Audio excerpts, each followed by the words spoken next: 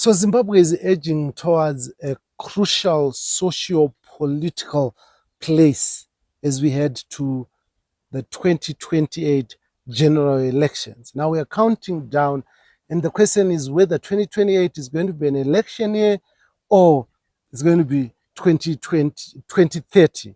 And people are talking. There's concern about the state of the opposition politics and how Zimbabwe can and will organize or reorganize itself to ensure that it has a seat on the table of family of nations. Now, on this, the situation right now with me, your host as usual, Dada B. We talk politics, people, and power. We answer the questions that you ask at home. Join me after this break as we talk opposition politics, 2030, 2028, and money in your pocket. Here on this, the situation right now.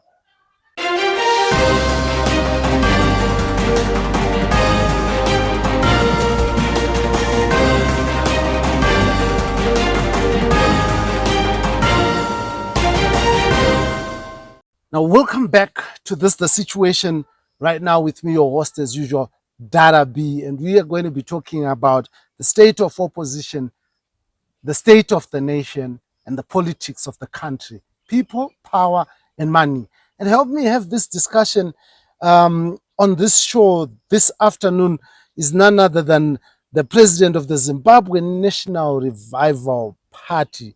And we are going to be talking to him to understand his party's position, his party's plan for this country, and how he proposes to move it forward. Now, I want to welcome you, President Amon Maishorewa, and thank you very much for joining us on this the situation right now. Now, just getting us to cut into the chase, President, maybe as a way of introducing your party and what you stand for in just under 2 minutes. Okay. What is it that your party stands for and why should people care? Thank you so much, Bidala. Zimbabwe National Revival Party is an excellent party. For us, it's an honor to lead God's people because we believe everybody, whether Christians or none, they all hail from God. So as Zimbabwe National Revival Party, we have got some principles that we follow, which are 7 of them. Our first principle, we acknowledge the supremacy of God. The second principle, we acknowledge the constitution of the land of Zimbabwe. Our third principle, we are united in love. We want everybody to be united in love. And our fourth principle, we are systematic in our approach. Our approach in governance, it's in a systematic way. Our fifth principle, we shun corruption. Riches must not always be found in the house of the person or the king. Riches must be everywhere to any Zimbabwean. A commoner must also be able to enjoy the fruits of this nation. And the sixth principle, we say everybody must be included. Inclusivity is one of our game. And then the seventh principle, of course, our hands are open to any opposition member, anyone, civil society, young, women, disabled, and international, those, so that we can work together to build this country. We found it on our logo of the party. We have put 3 P's, which we then say prayer, peace, and prosperity. We believe that in Zimbabwe, we are a nation that believes in God. It's a Christian nation. So prayer is one of the paramount to requirement of the growth of this nation. And peaceful engagements, we are talking that we have tried violence. People have tried violence. There were a lot of demonstrations, a lot of pressure groups, the hashtag pastors, but we didn't gain or get what we wanted. And then prosperity always comes when there's unity, there's peace. So these are what we believe in as Zimbabwe National Revival Party. You speak about peace and violence. Some people would argue that the absence of violence is not necessarily the presence of peace. And this country, as people have tried to be peaceful about power change, they some now believe that it is time not to be so nice about getting power. You know, some believe in demonstrations and protests. They call them peaceful protests and demonstrations because they believe that the question of the day is supposed to be decided politically. What is your view on that? No, my view to the general public concerning peace, we are not saying as a political party we just fold hands. Where we are required to be on duty, we have to be strong toward that. But as leaders of the party, of course, there is no way we can then advocate for violence, because violence destroys the very same community, the same people that you want to lead. So the most important thing in terms of peaceful engagements, it means where Zimbabweans has found that most of the challenges that we are facing as a nation, a lot of disappearance, people are being killed, people have tried to really get into the streets. Demolition of buildings, extortion, people are stealing, you know, those then were traits of violence, of which you're saying they never produced the results. But if you go the way and the route of peace, we are not saying when we talk about peace, we are being cowards. No, we are not being cowards. There is where guns are required, but not now at this very juncture. Because who can go for war with any? Because we can't fight each other. We can't go to war against one brother or sister. You see, so peaceful engagements are very important to build this nation. That's where we are. There's no problem where ZANU-PF can sit here and ourselves and other political parties and come with a formidable government which is well structured to then govern this country. What are the missing pieces when you say a government that's well structured? What are the missing pieces? Good, thank you so much. The missing pieces are reforms. Reforms has been always spoken of, and people were demanding, has been demanded for reforms for quite a long time. But what I've seen is the powers that are there now, they don't want to hear about reforms, of which it's one of the missing pieces. There's no problem about allowing an opposition party to check whether things are being done according to the constitution of the land or according to the frameworks that have been set by the theme that the government will be running with for a period of 5 years.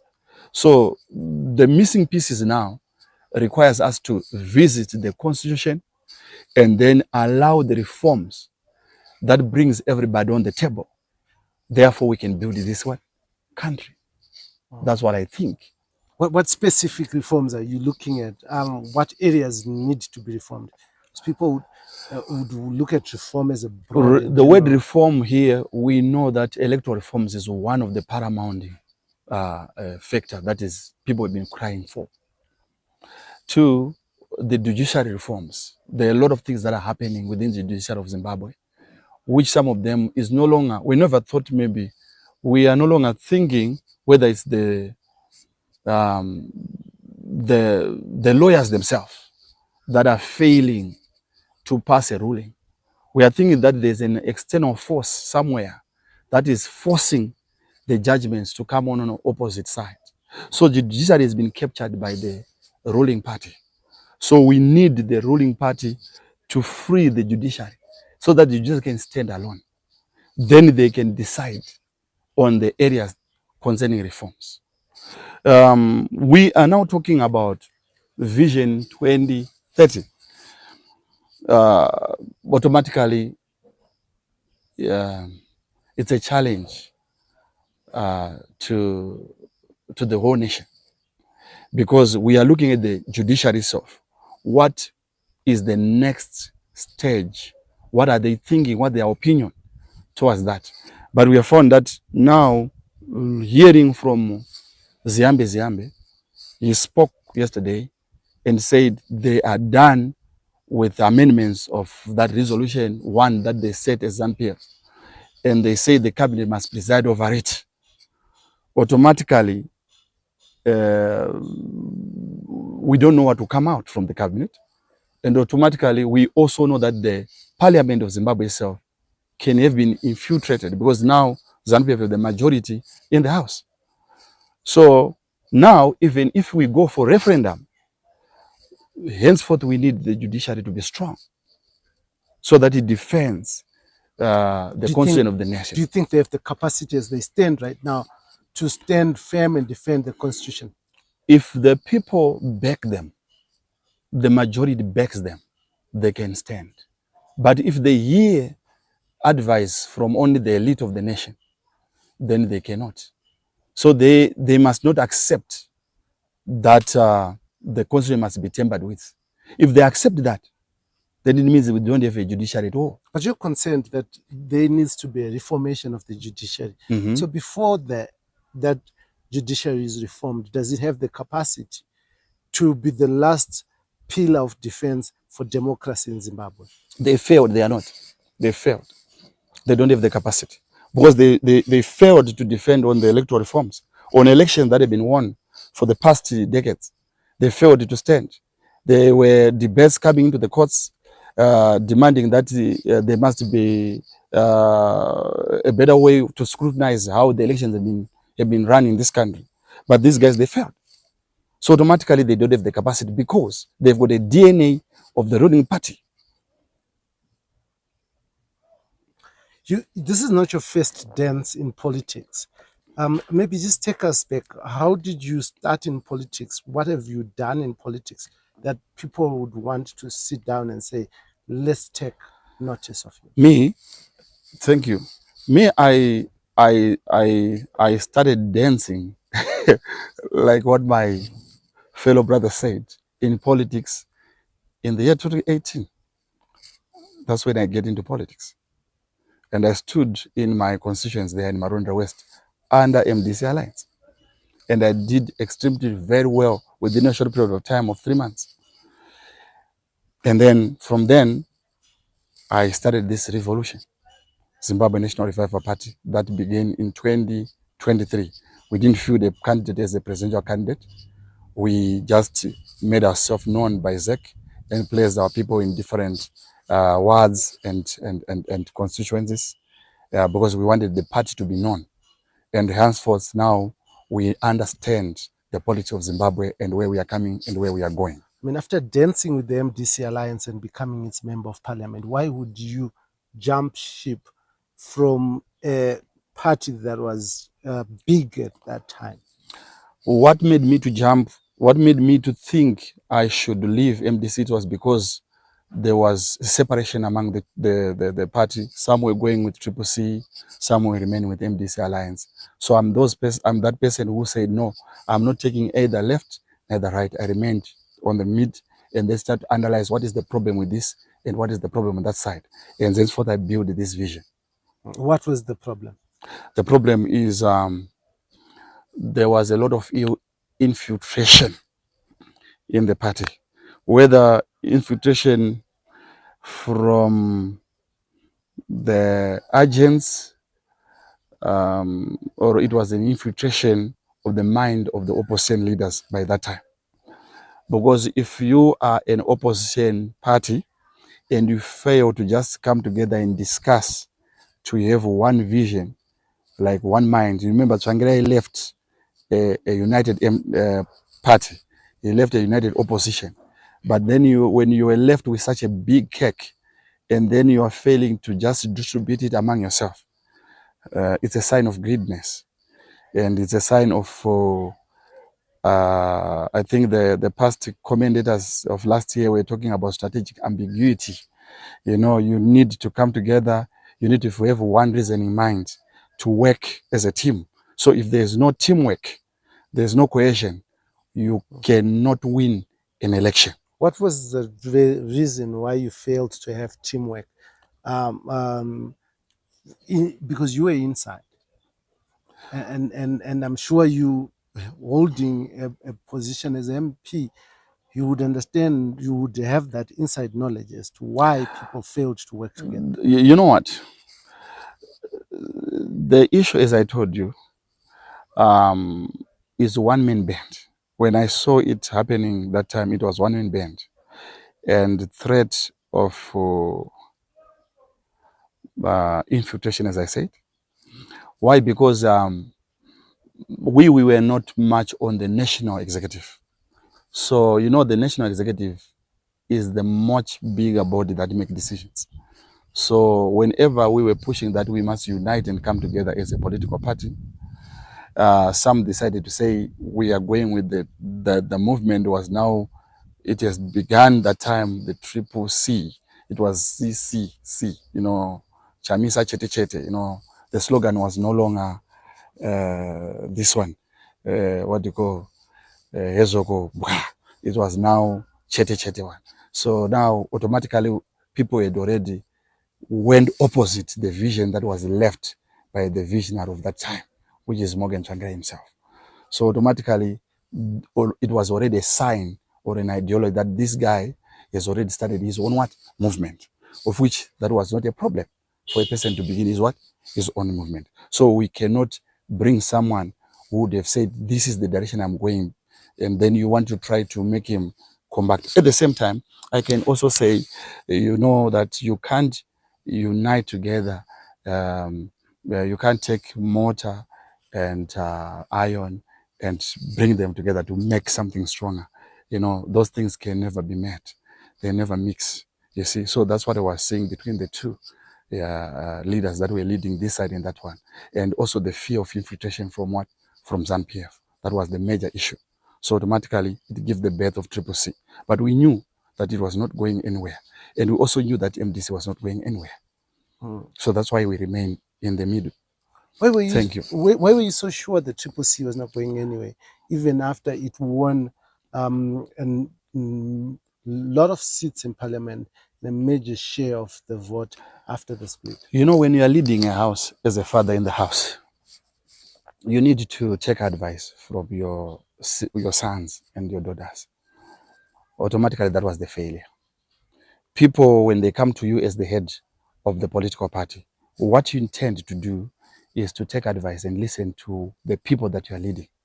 You see, listen to them and tell them, okay, I get your idea. What do you think we should do? So I was very sure, because the strategic ambiguity has already started in MDC alliance. That was the issue.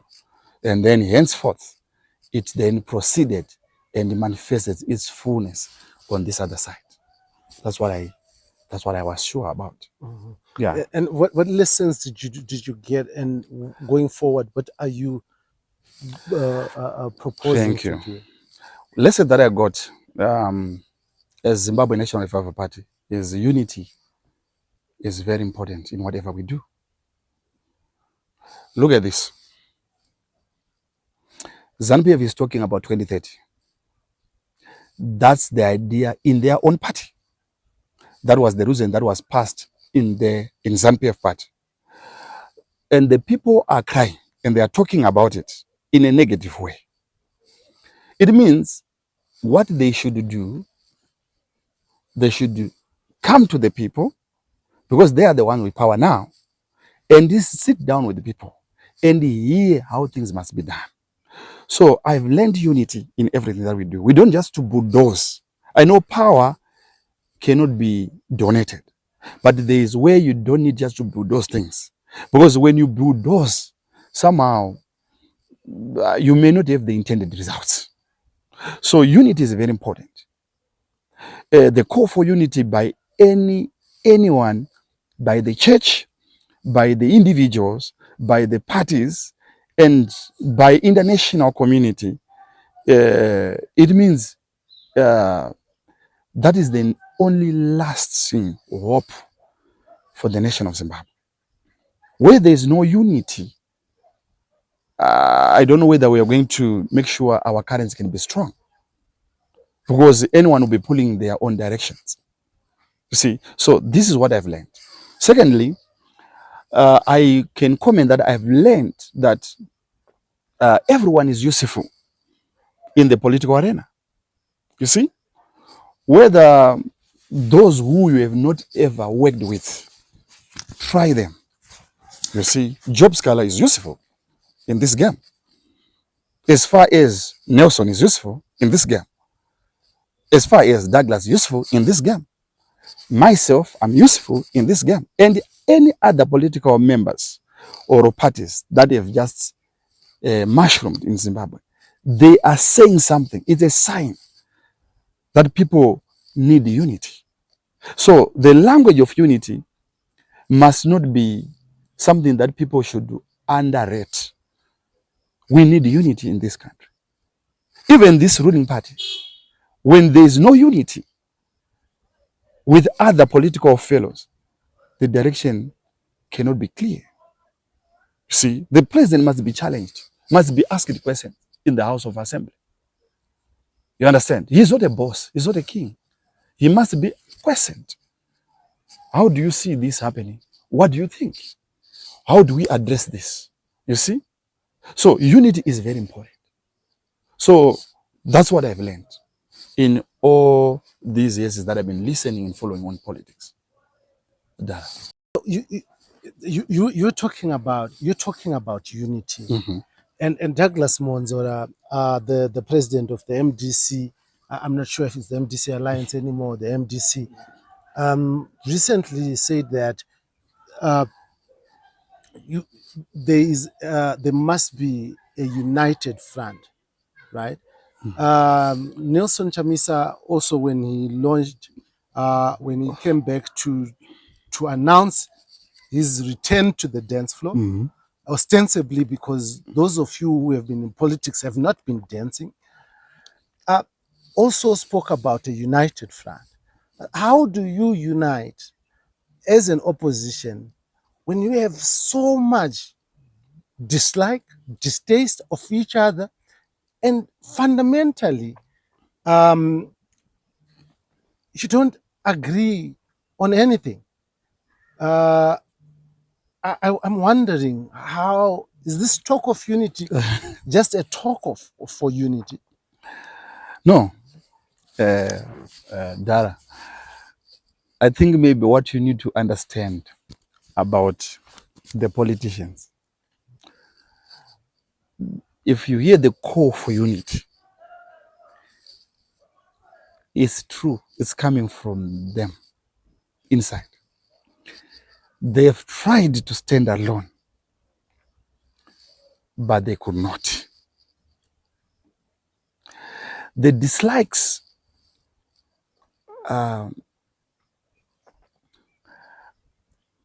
yes, I heard a comment. Let me comment on the dislike. I had a comment from Mr. Chamisa on the issue of only a dog, he said, Yes. is the one that can eat its own what? Vomit. Automatically, he said something big there. I don't know whether when he's speaking about unity, did he carefully analyze this word which he spoke? Because he was the man who was on there with a lot of numbers. We know that and we appreciate that. But when Douglas called for unity, remember he spoke about it. Then this one made that only dogs are the one that can lick its own what? Vomit. That was then automatically a sign that whether they're coming back to the dance floor, is it true to unite the people? I'm not sure. But from my side, I think a new figure can unite these many, because themselves cannot lead themselves. They tried. Even these other big names that you know in the opposition, to really say Mr. So and so is becoming your president, or Mr. So and so is going to, or Her Excellency is going to lead you, they will not take it, because they worked together and they found it that they cannot be compatible. But only one uh,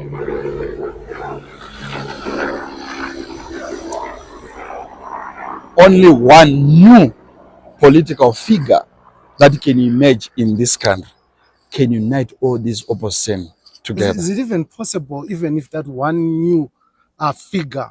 Because I have sensed a lot of entitlement, a lot of entitlement in our opposition, and even in the ruling party, but particularly in the opposition. A lot of entitlement where someone, when they do not win primary elections, for instance, to become a member of parliament, to become a councillor, they quickly become independent. They quickly form their own political parties.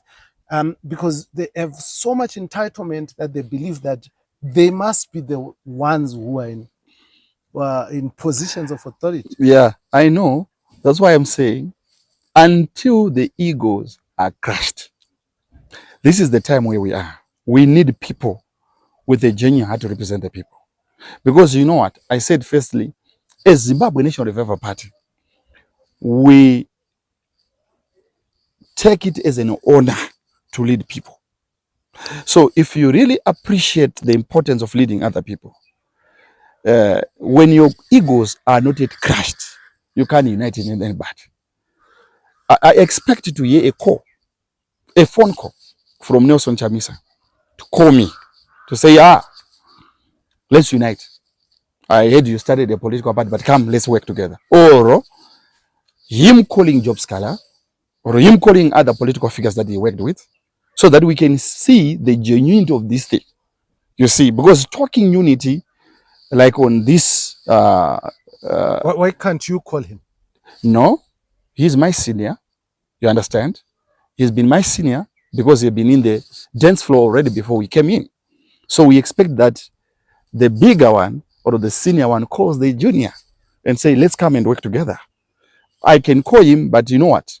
When you do that, then he becomes a father figure, which is not right. Because mind you, we are in a platform where everybody have got equal votes. At this very time, nobody is the president. We only have Mr. Mnangagwa being the president of this nation for now. But each one is a president of his political party. But himself, he doesn't have a political party. So we expect that he calls us, and then we can work together. You see, we are willing to welcome him. If he comes, we can work with him. We don't have any problem working with him. I don't have any problem working with Douglas. I don't have any problem working with Komich. I don't have any problem working with the Manyara or for us, even Valerio. I don't have any problem with them. But with these egos, are you able to trust each other? For now, because you know what? We know each other now. We know the weakness of one another. So we can trust each other for now. Because the idea is trust can be earned. Trust is only when we start working together. We can trust each other. Imagine Mr. Chamisa is working in Matebele and there, I'm working in Mashola and there, or I'm working in Matebele and he's working here. We are in the same nation. And then whatever we bring on the table is for the people. It's not for me. The votes that comes to me are not my votes to eat. They are the votes for the people. So we are representing the people. Are we representing ourselves? If we are representing the people, we must unite for the sake of the people, for the sake of the nation. People are struggling. Don't you see that people are struggling? Blessed. As a leader who is normal, people are struggling. You know, there's a time when we say Chamisa was one of the best strategy by that time. But who faced the challenge? They are the general masses. You understand? But the top guys are enjoying. You see? It's like even ZANU-PF itself. People, they vote their chant slogan. They vote the guys in the House of Parliament. But when they go back to the constitution, they are now bosses. You understand what I'm talking about? The opposite is happening in Zimbabwe. We need humble leaders. We need people who have the people at heart. You understand? The first thing is, do you have the people at heart? It appears to me that all of you in the opposition want to be president. Are you willing to select a president who will lead the opposition? Yes, we are.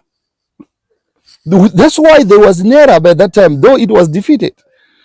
That's why you hear these guys are calling for coalition. They are willing, but there must be a new face that must go on the ballot paper. That's what the presidents are saying. The opposition, I meet some of them. That's what they are saying. Which new face? Yes, name it. Okay. Because that I'm a new face. Okay. You understand? I'm a new face. My name was never been on a ballot paper in terms of presidents. I'm a new face. I'm hearing Poteras and all those guys that are talking about, some of them, they are new faces. You understand? That's what I'm talking about. That's a new face.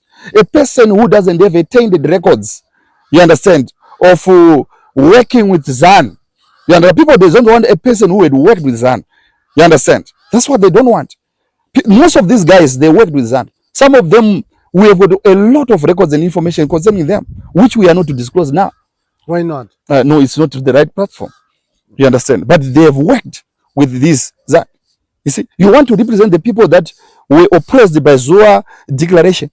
Yeah, when you represented Zua as a lawyer, a legal, and then Zua won on labor issue, and the people suffered. Who are the ones who suffered? The masses, but the individual get the money. You understand? You are talking about the CDF, a Constitutional Defense Forum, but you are a lawyer who have been serving Zambia for 30 years, serving Zimbabwe for 30 years, but you are talking about CDF. Yeah? The person who was facing some incarceration like Job Scholar, nobody represented him. Nobody was with him the time he was crying. We've got a lot of people who've been arrested there over defending the cause of this movement. But the what we call the leaders are not found in front. So that's why we're saying, if they can't confront them, why don't we make a unity board and discuss with these people? They are willing to be engaged. Mnangagwa never said he's not willing to be engaged, from what I know. It's only that we need to form a coalition, a big body, and we sit down to talk to this gentleman and talk to say, Mr. Mnangagwa, what are we talking about? This is where the country is. Zimbabweans are everywhere, struggling. This is what I'm talking about. They are running away from their country because there are two big bosses that are in the nation. Now we are hearing these other talks around the country of money extortion, a lot of money being spent on public fora. Do you need a country like that? Yeah, women dancing in public like that. Yeah, do you need a country like that? We need people to lead a person. Even I don't want to lead people like that without morals. See, that's what I'm talking about. So what am I talking about? Unity is very important among the leaders. Let's talk. You see, let's not use the media to fight each other. But how do you talk with people that you know have worked with ZANU-PF and they were part of certain things that they've done with ZANU-PF? How do you allow them to be part of your movement? Thank you. When we say let's sit down and talk with those people, we tell them, we inform them, this is what you have been doing, and this one is on record. You see, so you can't lead anybody. If we are to form a coalition, you have done this, it was not the right way. We admit maybe you wanted money at that time, but please, let's form a clean sheet and move forward. What people need is a person with a genuine heart concerning the nation. You understand? We have already opened a lot of portals concerning this nation. And some people, we think they are on the side of the people. They are not on the side of the people. Some of them, they are receiving funding. You understand? So whenever they gather the people, they are paid. You see? We know that. We've witnessed that. You can't say you've been on front, leading the people. You are the general, right? The commander, right? Let's say the commander. And then on the time where you are required, you retreat. And the people, the junior soldiers, they don't have a representative in front. You go for a leave for 2 years. And during that 2 years when someone is on leave and this is a person who is a problem, why don't you see, I mean, what I know is that power does not like vacuum. And once there's a vacuum, someone steps up to take over. Thank you, Dara. And over the 2 years, there was no vacuum, Dara. Yeah. It was his mind to think there's a vacuum. Political parties are there and people are working. We are not those people who just speak to the media. Strategies, they differ. There's what we call ambush approach. Strategies, they differ. No, not ambiguity. No, ambush approach. You can go silently. You understand? And build structures. We are building structures in Zimbabwe National Development Party. So why would you need a coalition if you have strong structures and you're building? Good. We need it because these other political parties can count our votes, can become a challenge for our votes. So we need them to our party. Let them, we come together, than them having this and there. Then ZANU-PF can take advantage of rigging elections using those other political parties that are just emerging. It's like I'm hearing Nelson want to start a political party. You want to launch it maybe next year or maybe this year. I'm not sure. We are saying, why are you launching? We are here. Come and join. Let's move. So you are ready to work with Nelson Chamisa as long as he joins your party? Or I want us to be clear on that. At what point are you ready to work with each other? Are you ready to follow him as your president, or you would be happy to work with him while you are the president? You know what? As I told you, we trusted Nelson Chamisa twice. I voted for him. Put my ex for him twice. In the MDC alliance? Yes, and in And in the Triple C. Triple C. I casted vote for him. You understand? So I can't trust him again with my vote. My vote, my energy, the money we used to campaign. He won the election that we know. People were demanding that he must step up. So I can't trust him with the third ex again. Never. For president. I've done my part. But for MP? Who? But him for trust him for an MP. No, he wants to stand as the president. He will never relegate himself to become an MP. It's not possible. You understand? But I say even if he become the president, I will not trust him with my ex. Because the ex that is coming in 2020, it's mine. So this is what this is going back to the question that I asked you. Would you even be able to reconcile? That's why I told you, Dara. With entrenched, because you have an entrenched position. No, I told you, Dara. I said the crisis out there, they need a new face. And I think I'm the best foot forward. I'm the new face. And you think the people are ready for that? Yes. Zimbabweans are ready for a new face. And I'm the one. Why should I count to vote for someone else? I'm the new face coming. And there are people who are supporting me everywhere. He got his old cadres. They can still support him. And other new, they can follow him. Douglas Monzora, his own people, they can follow him. Job Scholar, he will be maybe a new face on the ballot. I'm not sure whether he stood first sometime. I'm not sure. So I'm a new face. If Job is a new face, I'm not sure. Is there any other one new? I don't think so. I think I'm the new face that is coming in the political arena that people are looking for. You're the president of the party. Who else is in your hierarchy? Because people also want to know who is your vice president, who's your secretary general, so that they can see whether the quality of people that you are working with are people that they can also trust. No, you know what? The people that are on my hierarchy are pretty new, very new, and they are not even known according to the Zimbabwe sentiments. These are people that are coming in as new faces together with me into this thing. You understand? And on this time around, we are on an interim stage and we are building our party structures that this year we are going to go for Congress, our first Congress as Zimbabwe National Revival Party. When will this be? We'll give you the dates, but this year, maybe before the 6 months from now, we would have done our Congress because we need to prepare for 2028. We are not afraid about the resolution 2030. No, this is let me give this term a fiasco to me. Vision 2030 is not there. You see, when we look at it, it's something that people are thinking it may be there, but I don't see it myself. Yeah, in the political of Zimbabwe, I may say this, and people say, "Who is this little boy who is talking about that?" Of course, they may not know me. You understand? But I don't see it in 2028. 2030 is going 2020 we're going to have election, so people must not be at easy. They must prepare and embrace themselves towards 2028. ZANU-PF has a tendency of getting what it wants. It has a tendency of when it makes a declaration, like it did with the 2030 agenda, it intends to get it.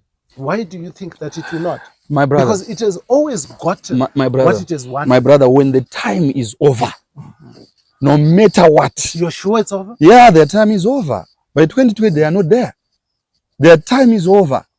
You understand? So the issue of declarations, resolutions, don't you see the way they are doing? They are dancing to go out. You understand? Their time is over. Their time is expired. It's just a matter of time.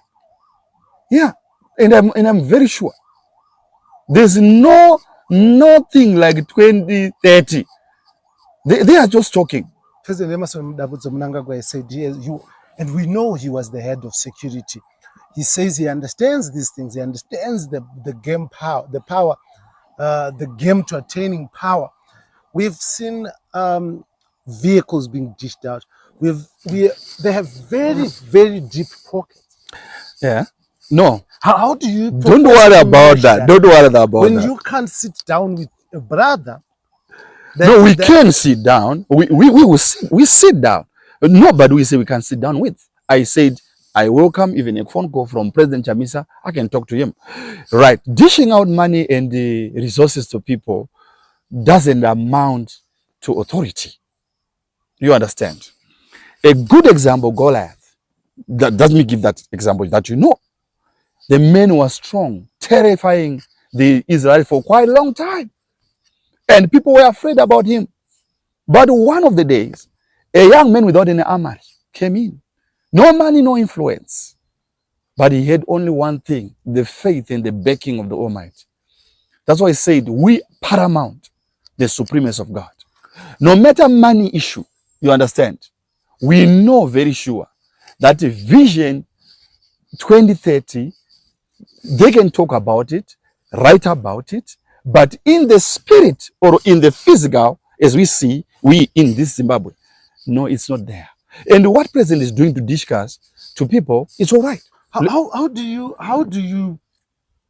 fight with people who hold the armory, who have a monopoly to legitimate violence? Who told you that the people with armory, the soldiers are not the government? You understand? Like in this instance, ZANU-PF has declared time and again that they are the army, they are the police, and they're the judiciary. And as we started this interview, you were clear to me that reforming the judiciary is key because the judiciary has remnants, or in their DNA, they are ZANU-PF. okay. So how do you fight these people with armory when you don't have? It's fight of faith and boldness. That's what I can tell you. In Zimbabwe here, it's a fight of faith. And I tell you, it's not a fight of physical apparatus. It's a fight of faith. And believe me, Dara, you are going to shake me in 2020. When you step foot at State House, is that what? Yes, addressing the journalists, talking to you. Even without a coalition? Even without a coalition, it's possible. Even with the coalition, it's possible. You've put God forward. Yes. And you're not the only one. Amongst all the leaders who are vying for this. I knew you were going to ask me this question. Why do you think that God's favor is going to be upon you and not upon President Emerson Mnangagwa himself, who has had countless prayer meetings at State House, who's supported by lots of bishops who pray for him on a daily basis? Maybe... No. You know what, blessed? For a person to become the president, like where he sits now, he got God's favor now. For this period that he went in on power, it's God's favor. Even with the rigging that you are... That one, it must be that allows him to be there, not because of anything else. If God didn't want him to be there at the very junction, he will not be there. That's why Mugabe was removed, no matter he wanted to be there up to 2030. We know that somehow the Almighty intervenes in the nations. And what am I telling you now? I really believe that the position of number one in any state, you understand, it is as when God is allowed. You understand? That's why I say, my dominance in the politics of Zimbabwe is none other than by faith and boldness. None other than the supremacy that I acknowledge, which is of God that is among me. Henceforth, there are a whole lot of leaders who are presidents who said that? Yes. So why do, my question I is, like this one. my I want to answer you. Yes. There are men who fight for this, saying this and vowed publicly like this. Yes. We are going to prove it by 2028. Whether I'm talking a lie or the truth. And then I would want you to come and interview me and say, Mr. President, you lied to us that God was with you.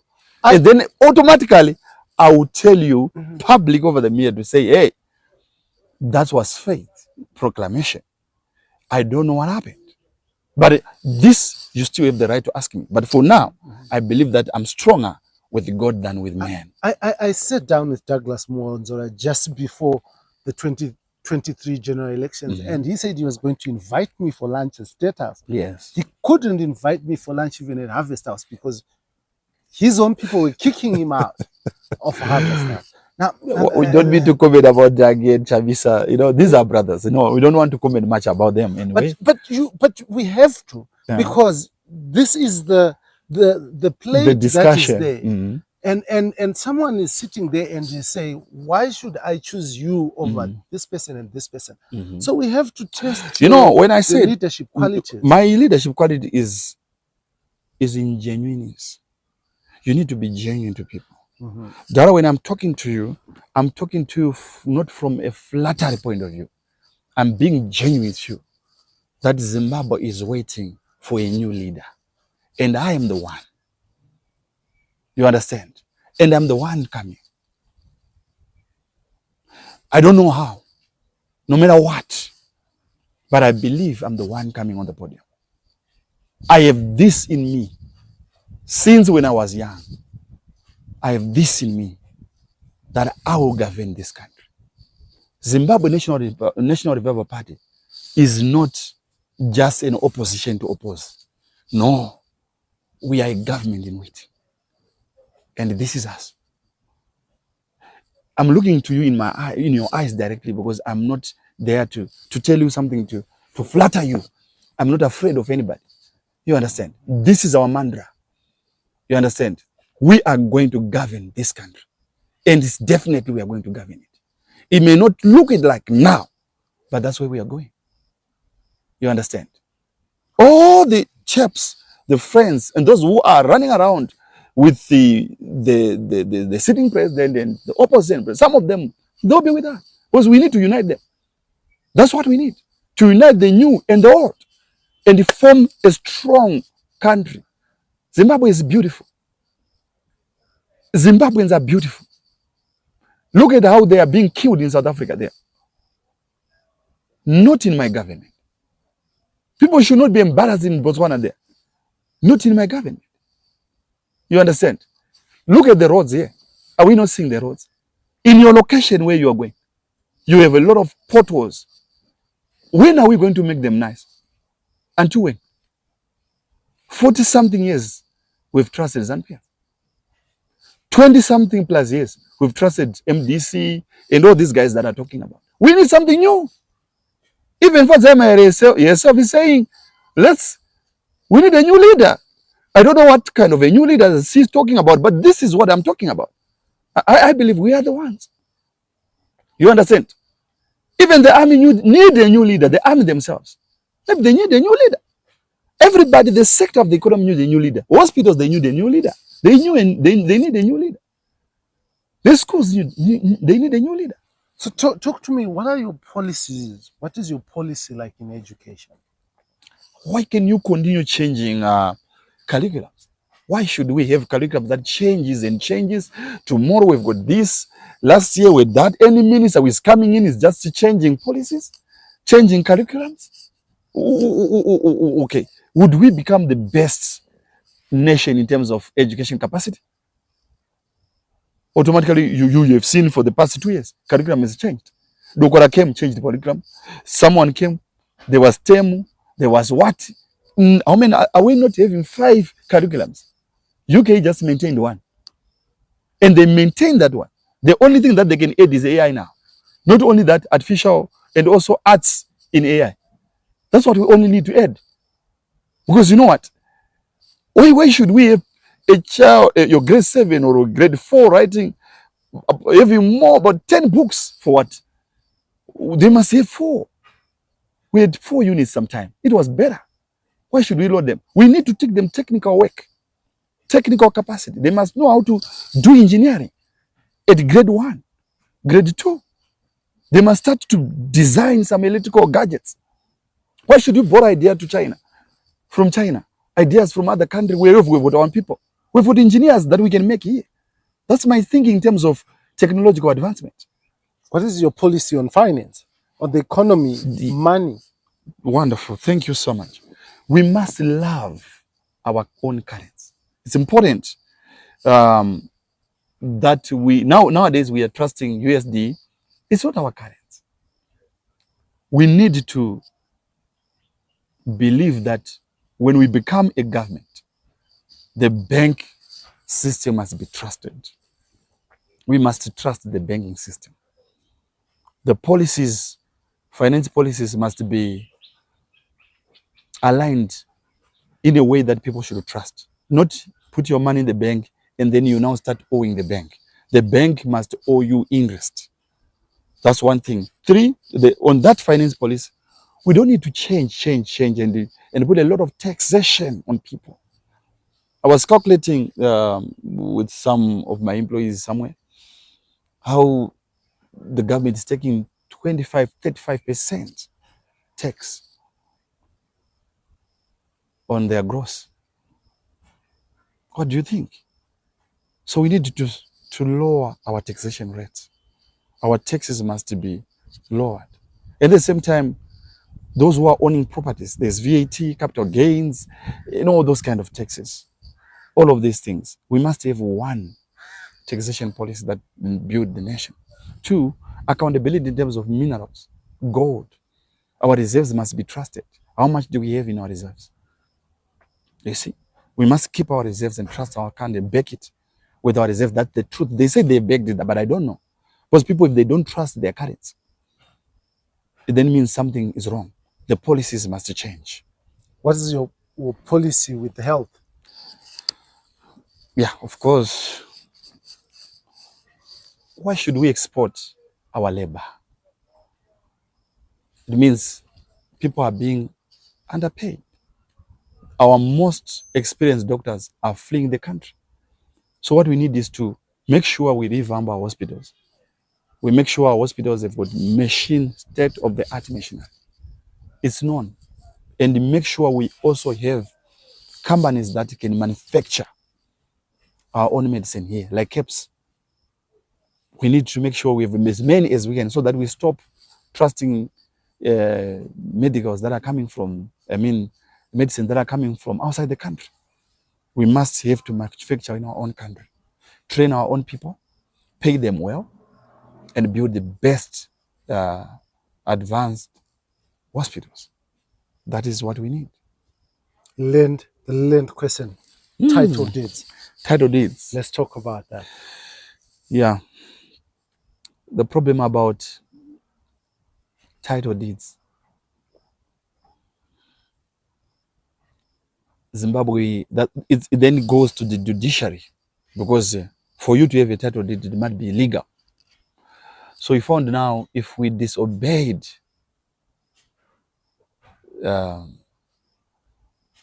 previous owners of the land, like maybe you own a land yourself and somebody come and encroach or build something there and they start occupying that, then automatically we will not be trusted. So land redistribution, the way it was done in a, I cannot say it was bad for Zimbabweans to have land. They should have land. But it was supposed to then do a revisit to say, those that we have given land, what are they producing on the same land? But most of our people, they have land. But now, what they are producing on the land, some of them, they are no longer even working. What they are just doing is deforestation. And there's nothing much on what they are doing on the land. So title deed must be respected. And if possible, it's better to If a person have got 100 hectares or 200 hectares owning, they must share and then redistribute and then farm. The farming process must be followed and respect the regions in our country in terms of land.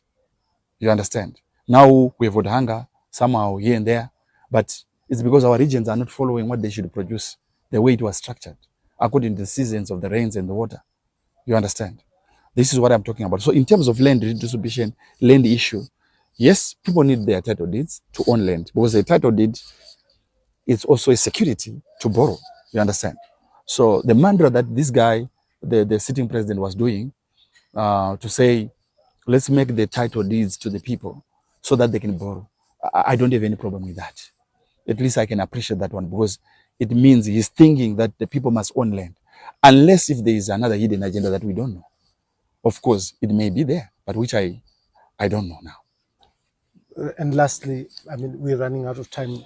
What is your stance on corruption? What needs to be improved, changed in the fight against corruption? Hey, yeah. What I think concerning that, the checks and balances must be done with a person who take an oath of office, a public office mainly.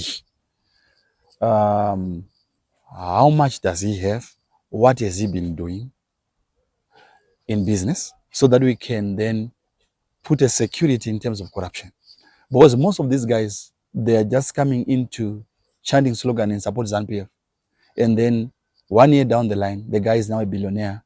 They are owning helicopters in whatever way. It means somehow they are taking advantage of closeness to the president or taking advantage of suppression of the judiciary or suppression of the police itself, so they can do whatever they can do. So anyone who is corruption means maybe you have received the money that you didn't deserve in a nice way. Maybe you are given a work to work or do or what to do, and you didn't do it up to standard. They must be arrested. They must bring the money back to the economy. You understand? So when we come a government, the first port of call is, guys, we need money. All the money that they've been loot, please bring it back. And then from there, we realize that the money is back, and then we can discuss with the people that then have done that to say, gentlemen, this is the constitution of the nation, and this is what the law says, and they must face the road of the law. I want to thank you very much, President, for joining me on the situation right now, for this amazing discussion and insight into the Zimbabwe revival, National Revival Party, and your vision and your thoughts on the political scene. But before I let you go, President, I'll just allow you under 3 minutes to send a message to the people of Zimbabwe from your heart, what it is that you feel that you should share with the people. All right. Thank you so much, Blessed.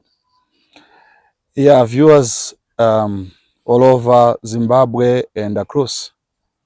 Thank you so much. My name is President Amon Maisorewa. Yeah, I'm the president of Zimbabwe National Revival Party, and of course, your soon coming president of Zimbabwe. I thank you so much, and I appreciate that you've been listening to this interview. Don't lose hope. Don't lose hope. The nation have got a new leader now, and I'm one of the leaders.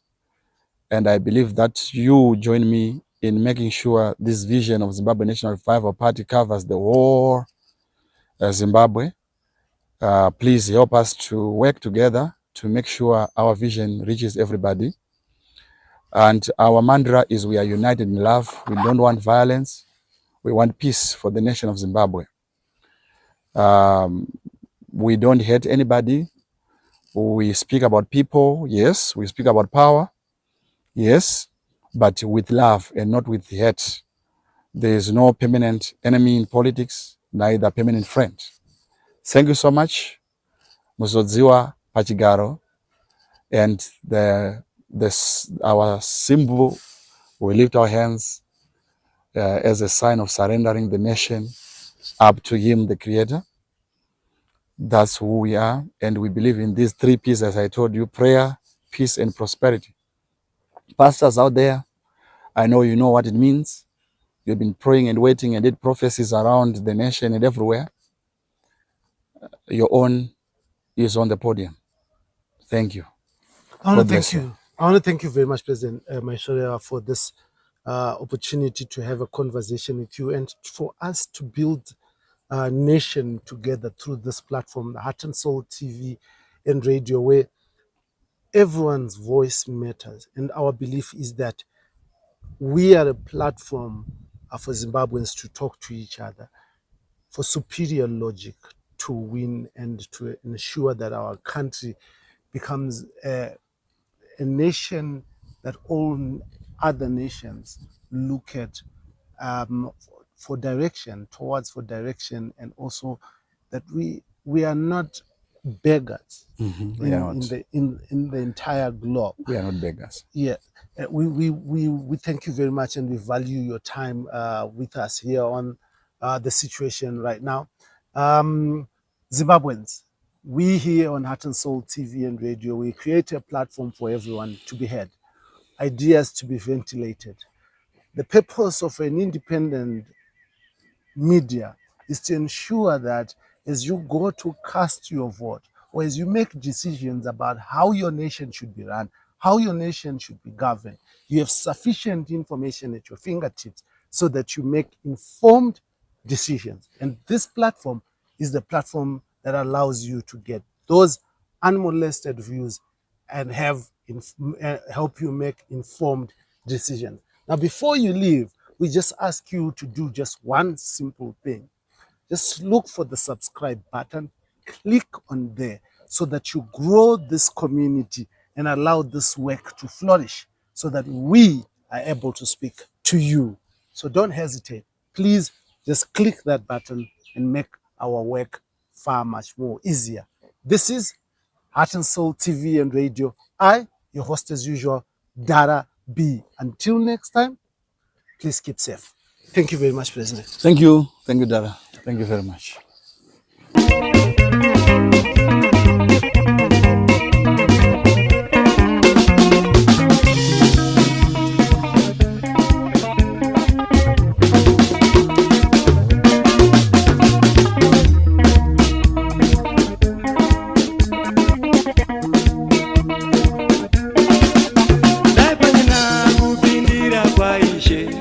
Kana dzimba dzedu dzingadai dziri dzavo, mawanzira wanoita dzimba dzavo, wanoda kuti isu vamwe tigare mumiti, dzimba 10 pamunhu mumwe chete, wanoda kuti isu vamwe tigare